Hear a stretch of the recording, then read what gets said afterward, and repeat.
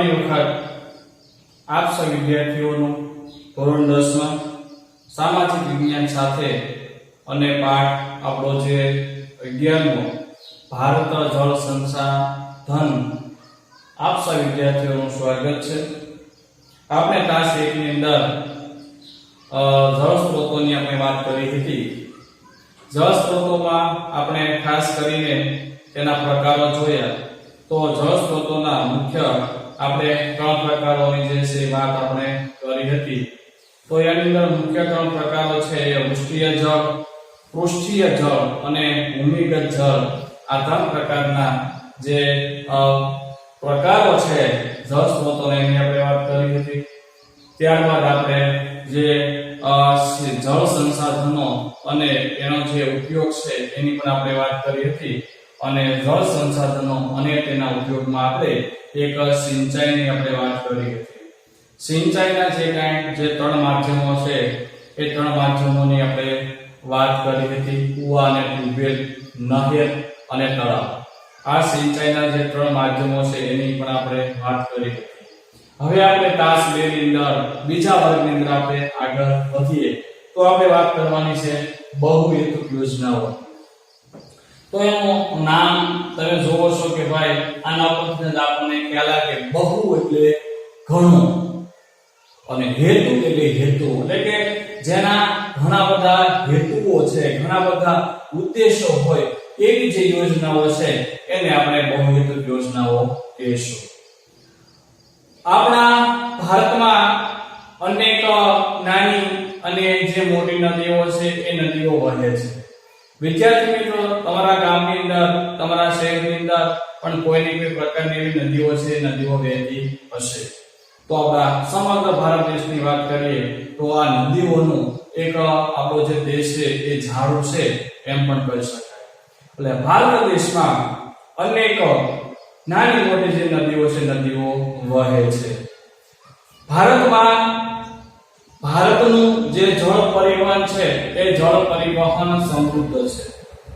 એનું કારણ એ છે કે ભારતનો ભૂપૃષ્ઠ એવું છે કે જેમાં અનેક જે નદીઓ છે, અનેક નદીઓ બીજી નદીઓને મળીને જળ જે પાણી છે એ સમુદ્રની અંદર ઠાલવે છે।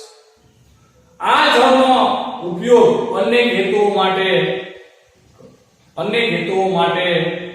કરવા માટે આ જે જળ છે જે સમુદ્રની અંદર આ નદીઓ જે છે ઠાલવે છે, આ જળનો ઉપયોગ અનેક હેતુઓ માટે થાય એટલા માટે ઘણી બધી જેવી મોટી નદીઓ છે એ નદીઓ પર આવી બહુહેતુક યોજનાઓ એ તૈયાર કરવામાં આવી છે। બહુહેતુક યોજનાઓ એટલે ખીણો અને નદીઓની જે સમસ્યાઓ છે સમસ્યાઓને હલ કરવી। તો એમાં કઈ કઈ સમસ્યાઓનો સમાવેશ થાય? તો આ જે સમસ્યાઓમાં આપણે પૂરનું નિયંત્રણ, ત્યાર પછી પેયજળ, પછી સિંચાઈ, વિદ્યુત ઉત્પાદન, પછી વન સંરક્ષણ, જમીનનું ધોવાણ થતું અટકાવવું, પછી ઉદ્યોગો અને માનવ વસાહતો ને પીવાલાયક જે પાણી છે જે જળ છે એ પૂરું પાડવું, પછી મત્સ્યપાલન, આ વગેરેનો જે સમાવેશ છે વગેરેનો સમાવેશ થાય છે। તો આવી જે સમસ્યાઓ છે એને હલ કરવી એને આપણે કે બહુહેતુક યોજનાઓ। પરીક્ષાની અંદર પૂછે કે બહુહેતુક યોજનાઓ એટલે શું, તેનું મહત્વ સમજાવો, એના ઉદ્દેશો ક્યાં છે। તો આપણે અન્ય રીતે કહેવાય તો કહી શકાય કે જે કોઈ નદીઓ છે, ખાસ કરીને જે વિશાળ જે મોટી નદીઓ છે એ નદીઓ પર બંધો બાંધીને એના પાણીનો જે ઉપયોગ છે એ સિંચાઈ માટે કરવામાં આવતો હોય, પૂરના નિયંત્રણ માટે એનો ઉપયોગ છે કરવામાં આવતો હોય, એટલે કે પૂરના નિયંત્રણ માટે, ઉદ્યોગો અને વસાહતોને જળ પૂરું પાડવા માટે, મત્સ્યપાલન માટે કે વન સંરક્ષણ માટે, આવા ઘણા બધા ઉદ્દેશો માટે એનો ઉપયોગ કરવામાં આવતો હોય એના પાણીનો, તો એને આપણે કહેવાય બહુહેતુક યોજના। બરાબર? ફરી આપણે વાત કરીએ કે જે મોટી નદીઓ પર બંધો બાંધીને તેના પાણીનો જે ઉપયોગ છે એ સિંચાઈ માટે, પછી પૂરના નિયંત્રણ માટે, ત્યાર પછી મત્સ્ય પાલન માટે કરવામાં આવતો હોય, બરોબર ને, આવા વિદ્યુત ઉત્પન્ન કરવા માટે છે. ત્યાર પછી ઉદ્યોગો અને માનવ વસાહતોને જળ પૂરું પાડવા માટે ઉપયોગ કરવામાં આવતો હોય, એને આપણે એનો ઉદ્દેશ્ય કંઈક આવો હોય એને આપણે બહુહેતુ યોજનાઓ કહીશું. હવે એનું જે મહત્વ, એનો ઉદ્દેશ્ય શું છે, તો મિત્રો એના જે કઈ મુદ્દાઓ છે, બરાબર ને, એમાં જેનો જે મહત્વ છે સમાયેલું છે. ઉદાહરણ તરીકે આપણે બે ત્રણ ઉદાહરણો જોઈએ તો એનો જે નદીઓ છે એ નદીઓ પર આ બંધો બાંધીને એનું જે પાણી છે એ ખેતીના પાકના સિંચાઈ માટે એનો ઉપયોગ કરવામાં આવે છે. તો આ એનું મહત્વ કહેવાય. પછી એના પાણીનો ઉપયોગ છે એ જળ વિદ્યુત ઉત્પન્ન કરવા માટે જો કરવામાં આવતો હોય તો આપણે કે મહત્વ છે, બરાબર, કે એના પાણીનો ઉપયોગ છે એ જળ વિદ્યુત ઉત્પન્ન કરવા માટે કરવામાં આવે છે. પછી ચોમાસાની ઋતુમાં જ્યારે નદીઓની અંદર જ્યારે પૂર આવે છે ત્યારે નદીઓના જે કિનારાનું જે ધોવાણ છે, ધોવાણ થતું હોય છે, તો એ બહુહેતુ યોજનાઓ દ્વારા એ કિનારાનું જે ધોવાણ છે એ ધોવાણ થતું પણ અટકાવી શકાય છે. જમીનનું જે ધોવાણ છે એ જમીનનું ધોવાણ થતું પણ અટકાવી શકાય છે. ઘણું બધું આ બહુહેતુ યોજનાઓનું જે છે એ મહત્વ છે. દુષ્કાળના સમયે જે પાણી છે, પીવાલાયક જે પાણી છે, આ બહુહેતુ યોજનાઓ દ્વારા જે છે એ પણ પૂરું પાડવામાં આવે છે. તો મિત્રો આ બધું એનું મહત્વ છે. આપણા ભારતની અંદર આવી ઘણી બધી એવી મુખ્ય જે બહુહેતુ યોજનાઓ આવેલી છે. તો આપણા ભારતની અંદર આવી કઈ મુખ્ય બહુહેતુ યોજનાઓ આવેલી છે તો એનો આપણે જે છે એ અભ્યાસ કરીએ. તો આપણે વાત કરીએ અહીંયા મેં છે એ બહુહેતુ યોજનાઓના જે કઈ આપણા દેશની અંદર કઈ મુખ્ય બહુહેતુ યોજનાઓ આવેલી છે, મેં અહીંયા બહુહેતુ યોજનાઓનું નામ લખ્યા છે. આ બહુહેતુ યોજનાઓ છે કઈ નદી પર તૈયાર કરવામાં આવે છે, કઈ નદી પર આ યોજનાનું નિર્માણ કરવામાં આવ્યું છે, તો અહીંયા મેં નદીઓના નામ લખ્યા છે. આ બહુહેતુ યોજનાને કારણે એના નિર્માણને લીધે કયા રાજ્યોને એનો લાભ મળે છે, તો અહીંયા મેં આ લાભાન્વિત રાજ્યો લખ્યા છે. હવે આપણે એને સમજવાનો પ્રયત્ન કરીએ. તો પહેલી જે એક બહુહેતુ યોજના છે જેનું નામ છે ભાખરા નાગર યોજના. કઈ નદી પર એનું નિર્માણ કરવામાં આવ્યું છે, તો કે સતલુજ નદી પર. આ યોજનાને કારણે કયા રાજ્યોને લાભ મળે છે, તો કે ભાઈ પંજાબ છે, હરિયાણા અને રાજસ્થાન. આ રાજ્યોને કોઈના પાણીનો ઉપયોગ જે છે સિંચાઈ માટે કરતા છે, પીવા માટે કરતા છે, વિદ્યુત ઉત્પન્ન કરવા માટે કરતા છે. ત્રણ રાજ્યો એટલે કે આ ત્રણ રાજ્યોને આ જે બહુહેતુ યોજના છે એનો લાભ એને મળે છે. હવે ત્યાર પછીની બીજી બહુહેતુ યોજના જે કોશી નદી પર એનું નિર્માણ કરવામાં આવ્યું છે અને એનો જે લાભાન્વિત જે રાજ્ય છે માત્ર એક જ છે, જે છે બિહાર. ત્યાર પછીની બહુહેતુ યોજના એટલે દામોદર ખીણ, જે દામોદર નદી પર તૈયાર કરવામાં આવી છે. મિત્રો તો આમાં લગભગ મોટે ભાગે એવું છે કે જે નદી પર જે યોજના તૈયાર કરવામાં આવી છે, જે નિર્માણ કરવામાં આવ્યું છે, એના નામ ઉપરથી જ, નદીના નામ ઉપરથી જ એ બહુહેતુ યોજનાનું જે નામ છે એ રાખવામાં આવ્યું છે. તો દામોદર જે યોજના છે, બહુહેતુ યોજના છે, એ દામોદર જે નદી છે એના પર તૈયાર કરવામાં આવી છે અને એનો જે લાભાન્વિત જે રાજ્યો છે એ કયા રાજ્યોને એનો લાભ મળે છે, તો ઝારખંડ અને પશ્ચિમ બંગાળ એનો લાભ મળે છે. ખાસ તમે યાદ રાખજો મિત્રો, હીરાકોડ જે યોજના, બહુહેતુ યોજના, તો હીરાકોડ જે યોજના છે એ કઈ નદી પર તૈયાર કરવામાં આવી છે, તો કે મહાનદી પર. અને એમાં જે લાભાન્વિત જે રાજ્ય છે એ છે ઓડિશા. જો મિત્રો આની અંદર આ તમારે નકશાની અંદર એક માર્કની અંદર પૂછાય છે, તમને ભારતનો જે કે રેખાંકિત જે નકશો આપેલો છે એમાં તમારે કોઈ પણ એક આમાંથી બહુહેતુ યોજનાનો નામ નિર્દેશ કરવાનું પરીક્ષામાં પૂછાશે. તો યાદ રાખજો, બરાબર છે ને, કે હીરાકોડ યોજના કદાચ કોઈ એવો પ્રશ્ન પણ પૂછે કે ભાઈ હીરાકોડ યોજના છે કઈ નદી પર નિર્માણ કરવામાં, કઈ નદી પર એનું નિર્માણ કરેલ છે, તો મહાનદી. એના લાભાન્વિત રાજ્યો પણ યાદ રાખજો. હવે આપણે વાત કરીએ ચંબલ ખીણ યોજના, બહુહેતુ યોજના, જે ચંબલ નદી પર જ એનું નિર્માણ કરવામાં આવ્યું છે અને એનો જે લાભ છે મધ્યપ્રદેશ અને રાજસ્થાન એના લાભાન્વિત રાજ્યો છે. નાગાર્જુન સાગર એ કૃષ્ણા નદી પર એનું નિર્માણ કરવામાં આવ્યું છે અને આંધ્રપ્રદેશ અને તેલંગાણા એ એના લાભાન્વિત રાજ્યો છે.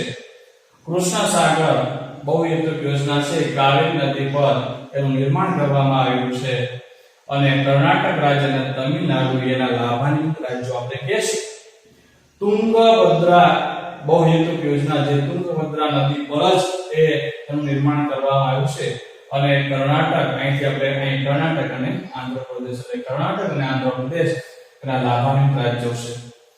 ત્યાર પછી આપણા ગુજરાતની અંદર જે સરદાર સરોવર છે બહુહેતુક યોજનાનું નિર્માણ કરવામાં આવ્યું છે, જેને આપણે નર્મદા ખીણ પણ કહી શકાય અને સરદાર સરોવર પણ કહી શકાય, જે નર્મદા નદી પર જ એનું નિર્માણ કરવામાં આવ્યું છે અને એનો જે લાભાન્વિત જે રાજ્યો છે ચાર છે. ગુજરાત છે, જો મિત્રો એ લાભાન્વિત રાજ્યો છે એના પાડોશી રાજ્યો આવશે કે જ્યાં જે રાજ્યોની અંદર એનો બહુહેતુક યોજના બનાવવામાં આવેલી હોય એના પાડોશી રાજ્યોને જેનો લાભ મળે, બાકી દૂરના રાજ્યોને એને એટલો લાભ છે એ થતો નથી.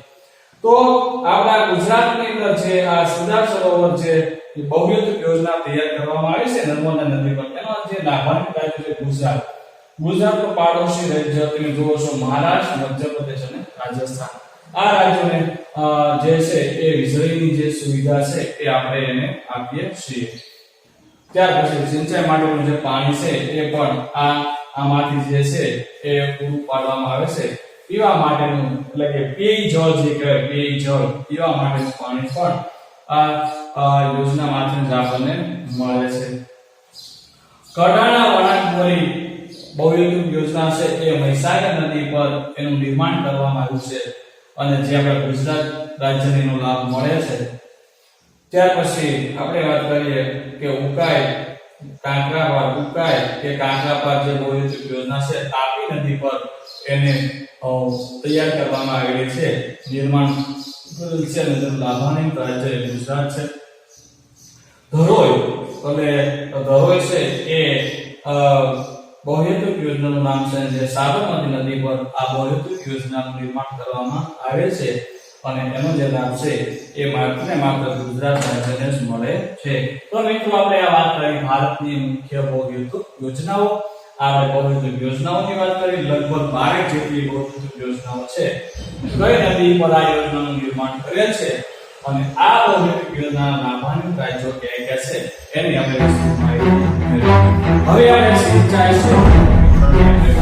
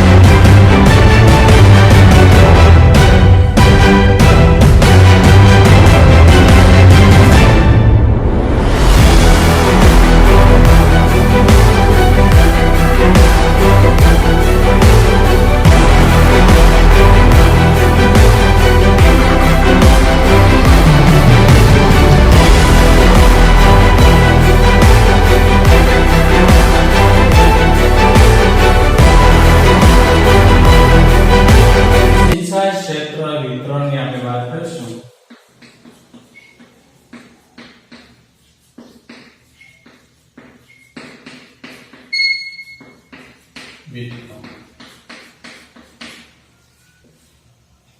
તો ભારત જે છે ભારત રાજ્યની આપણે વાત કરીએ તો ભારતના રાજ્યોમાં સિંચાઈ ક્ષેત્રના સંદર્ભે ઘણો બધો આપણને જે તફાવત છે તફાવત જોવા આપણને મળે છે.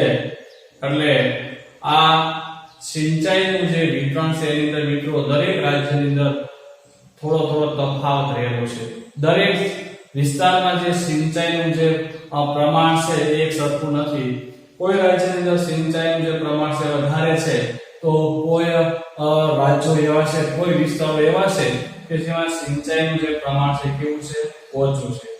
તો મિત્રો ઘણા બધા વિદ્યાર્થીઓને એમ હશે એવું હશે કે સિંચાઈ એટલે શું?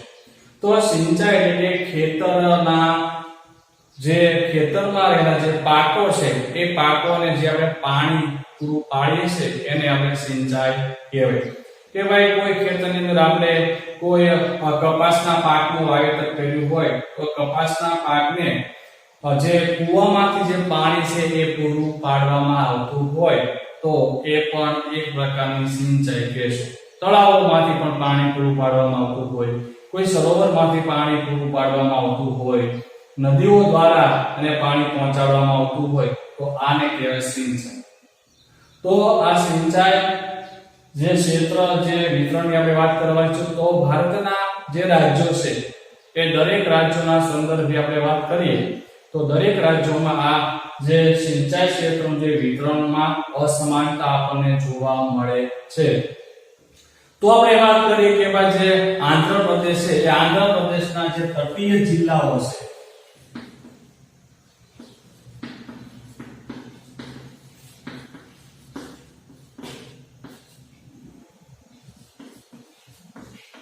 તટીય જિલ્લા એટલે કે જે કિનારાના જે તટીય એટલે કિનારો એવું થાય તો આંધ્રપ્રદેશના જે તટીય જિલ્લા. ત્યાર પછી આપણે જે વાત કરીએ તો ગોદાવરી અને કૃષ્ણા નદીના મુક્તિકોણ પ્રદેશો.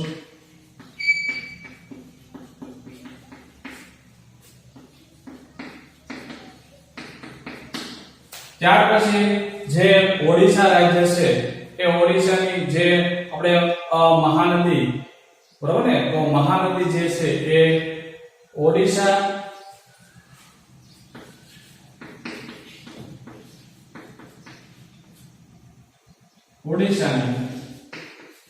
મહાનદીના મુક્તિકોણ પ્રદેશો.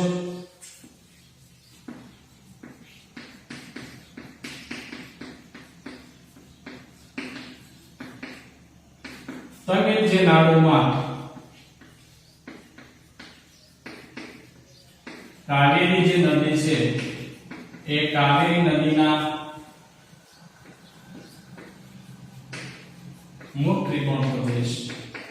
મિત્રો મુક્તિકોણ પ્રદેશ કોને કહેવાય એની આપણે ચર્ચા છે એ આગળના તાસમાં કરીએ છીએ. કે જે નદીઓ છે નદીઓ જ્યારે સમુદ્રને મળે ત્યારે ત્યાં પોતાની સાથે ધસકીને લાગેલું જે કામ છે કામ પાથરી દે છે અને ત્યાં જે પ્રદેશ બનાવે એને આપણે મુક્તિકોણ પ્રદેશ કહેવાય છે. મેદાન બનાવે છે કામનું એને આપણે મુક્તિકોણ પ્રદેશ કહેવાય. અને મુક્તિકોણ પ્રદેશને કારણે જે નદી છે એ ઘણા બધા જે ફાટાઓ છે ફાટાઓમાં ફંટાઈ જાય છે. તો તમિલનાડુમાં જે કાવેરી નદીનો જે મુક્તિકોણ પ્રદેશ છે મુક્તિકોણ પ્રદેશ. ત્યાર પછી આપણે વાત કરીએ કે ભાઈ પંજાબ ને હરિયાણા છે અને પશ્ચિમ ઉત્તર પ્રદેશ વગેરે સિંચાઈના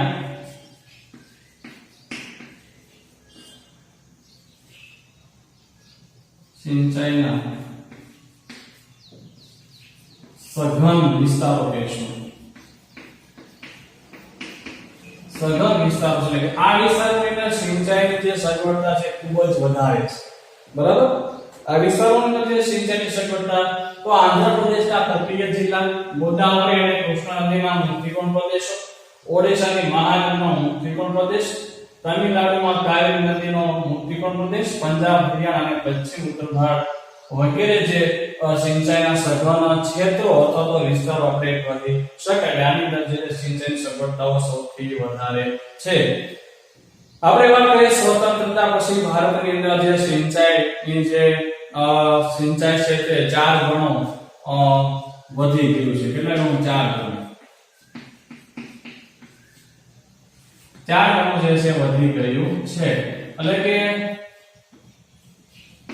સ્વતંત્રતા પછી આપણો દેશ આઝાદ થયો એ પછીના સમયમાં સિંચાઈની સગવડતામાં ખૂબ જ વધારો થયો છે. એટલે સ્વતંત્રતા પછી જે સિંચાઈ જે વિસ્તાર છે વિસ્તારનું પ્રમાણ છે 4 ગણો વધી ગયું છે. સ્પષ્ટ વાવેતર ક્ષેત્રના લગભગ 35% ભાગમાં જે છે સિંચાઈ થાય છે. તો જે સ્પષ્ટ જે વાવેતર છે, સ્પષ્ટ વાવેતર ક્ષેત્રના 38% જે ભાગ છે 38% ભાગમાં સિંચાઈ થાય છે.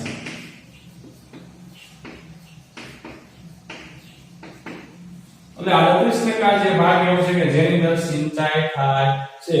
પછી એ નદીઓના પાણી દ્વારા સિંચાઈ થતી હોય કે કુવા દ્વારા થતી હોય, બરાબર. પણ જે સ્પષ્ટ વાવેતર છે એ સ્પષ્ટ વાવેતરના 38% ભાગમાં સિંચાઈ થાય છે.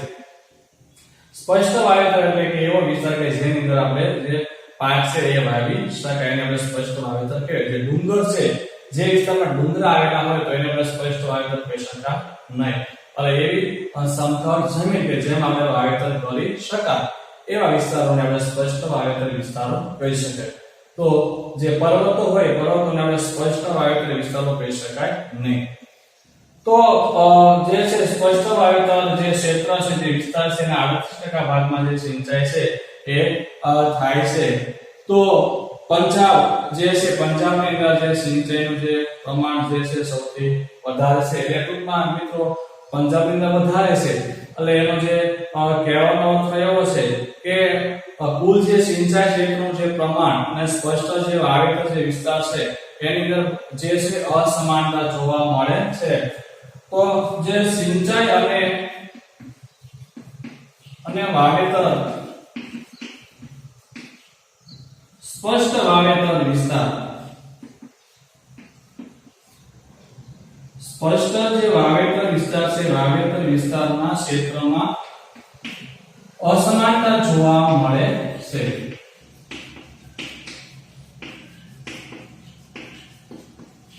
એટલે કે સ્પષ્ટ વાવેતર જે વિસ્તાર છે વધારે છે જ્યારે સિંચાઈનું જે પ્રમાણ છે ઓછું છે. કે સ્પષ્ટ વાવેતર જે છે જેટલો વિસ્તાર છે સ્પષ્ટ વાવેતરનો જેટલો વિસ્તાર છે એટલા વિસ્તારમાં પાસે સિંચાઈની સુવિધાઓ નથી. એટલે સિંચાઈની જે સુવિધાઓ છે હજી ઓછી છે. સ્પષ્ટ વાવેતર વિસ્તારની સરખામણીમાં આ સિંચાઈની જે ક્ષેત્ર છે એ ઓછો ગણી શકાય. એવાનો સ્પષ્ટ વાવેતર છે 78% હોય તો મિત્રો 78% એ સ્પષ્ટ વાવેતરને સિંચાઈનો લાભ મળતો નથી. એમાંથી અમુક ટકા જે ભાગ છે એને આપણે સિંચાઈનો લાભ મળે છે. એટલે આ રીતે સ્પષ્ટ વાવેતર અને જે સિંચાઈ જે ક્ષેત્ર છે બંને વચ્ચે ઘણી બધી અસમાનતા રહેલી છે. સમાનતા આપણને જોવા મળતી નથી. આપણે વાત કરીએ તો જે મિઝોરમ છે કયું રાજ્ય તો કે મિઝોરમ. આ મિઝોરમની અંદર જે સ્પષ્ટ વાવેતર છે સ્પષ્ટ વાવેતરના કુલ જે વિસ્તાર છે એ વિસ્તારમાંથી 7.3% જે ભાગ છે આ ભાગને સિંચાઈનો જે લાભ છે એ મળે છે. એટલે આટલો વિસ્તાર જે છે એ સિંચાઈનો લાભ એને મળે છે. આટલા વિસ્તારમાં સિંચાઈ થાય છે. મિઝોરમ રાજ્યની આપણે વાત કરીએ તો મિઝોરમનું જે સ્પષ્ટ વાવેતર છે એ સ્પષ્ટ વાવેતરના 7.3% ભાગને જે સિંચાઈ ક્ષેત્રનો જે સિંચાઈ ક્ષેત્ર ટૂંકમાં થાય છે આટલા વિસ્તાર. તો આપણે પંજાબની વાત કરીએ તો પંજાબની અંદર કઈક 90 લગભગ કેટલો 90.08% જે ભાગ છે એ ભાગને એક આટલા ભાગમાં સિંચાઈ થાય છે. વિચાર કરો તો કેટલી અસમાનતા છે બંને. મિઝોરમની અંદર જે સિંચાઈ સ્પષ્ટ વાવેતર વિસ્તારના જે છે સ્પષ્ટ વાવેતર વિસ્તારની અંદર 7.8% વિસ્તારને સિંચાઈ થાય છે. જ્યારે પંજાબની અંદર જે સ્પષ્ટ વાવેતર છે સ્પષ્ટ વાવેતરના 90.8% જે ભાગ છે એની અંદર સિંચાઈ થાય છે. માત્ર અમુક ટકા ભાગ એવો બાકી રહે છે કે જેમાં સિંચાઈ થતી નથી. તો આ રીતે ઘણી બધી જે અસમાનતાઓ છે એ અસમાનતાઓ પ્રવૃત્તિ આપણને જોવા મળે છે. હવે આપણે વાત કરીએ તો ખાસ કરીને જે પંજાબ રાજ્ય છે, હરિયાણા છે, ઉત્તર પ્રદેશ રાજ્યો છે, બરાબર. પછી ઉત્તર પ્રદેશ છે ત્યાર પછી જે મણિપુર છે, તમિલનાડુ છે, જમ્મુ કાશ્મીર, બિહાર આ બધા રાજ્યો એવા છે કે જેની અંદર જે સિંચાઈનું જે પ્રમાણ છે 38% નહીં પણ 40% થી પણ વધારે થાય છે. એટલે આ રાજ્યો એવા છે કે જેની અંદર 40% થી વધારે સિંચાઈ થાય છે. બરાબર. કયા રાજ્યોની અંદર તો આપણે વાત કરીએ કે પંજાબ, પછી આપણે વાત કરીશું હરિયાણા, ત્યાર પછી આપણે વાત કરીએ ઉત્તર પ્રદેશ, બિહાર, જમ્મુ કાશ્મીર, મણિપુર અને તમિલનાડુ. બરાબર. આ વાવેતરના કુલ વિસ્તારના 40% જે થી વધુ જે વિસ્તાર છે, વિસ્તાર જે સિંચાઈ હેઠળ છે. એટલે કે આ રાજ્યોની અંદર જે સ્પષ્ટ જે વાવેતર છે, સ્પષ્ટ વાવેતરના 40% થી વધારે જે વિસ્તાર છે, વધારે વિસ્તારમાં આ જે સિંચાઈનો જે લાભ છે એ મળે છે. એટલે આ રાજ્યોની અંદર 40% થી વધારે આ ભાગો સિંચાઈ હેઠળ છે એમ કહી શકાય. તો મિત્રો આ વર્ગ જે છે આપણે અહીંયા સુધી રાખીએ.